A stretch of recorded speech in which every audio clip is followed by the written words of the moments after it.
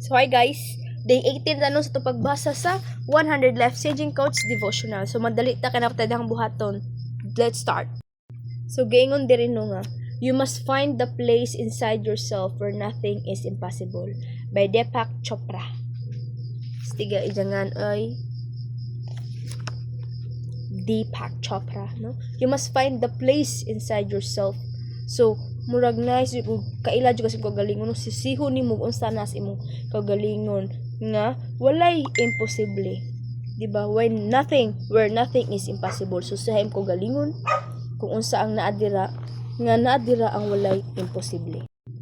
True faith in God transforms our perspective in life's changes.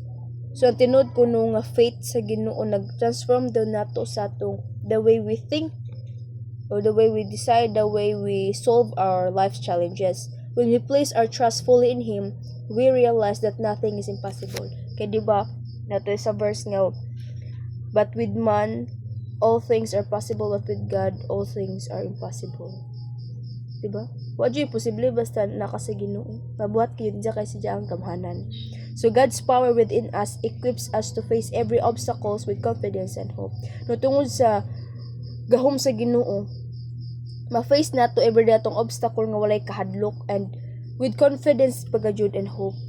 So gingon diri sa Matthew 17:20 na, and Jesus said unto them, because of your unbelief, for verily I say unto you, if ye have faith as a grain of mustard seed, ye shall say unto this mountain, remove hence to yonder place, and it shall remove, and nothing shall be impossible unto you. So no bisag mustard seed na siya nga pagtuon nimo diha sa Ginoo, it can move mountains. So it can make a difference, a big impact, a big difference sa inana. So no saligi jud ang Ginoo tag butngi og faith gajud. Kay bisag unsa pa na kagamay nga pagtuo basta tinud-an nga pagtuo da sa Ginoo, wa jud imposible guys nga mahimo ang tanang gusto nimo, matuman ang imong gusto or imong gipang pray, matuman gajud na. So trust in God gajud with faith, with hope, with positive vibes. Kay basta di na mo din yung imagine nga na answer prayer na di ay. So I challenge you nga trust in God always, every day and every time and millisecond.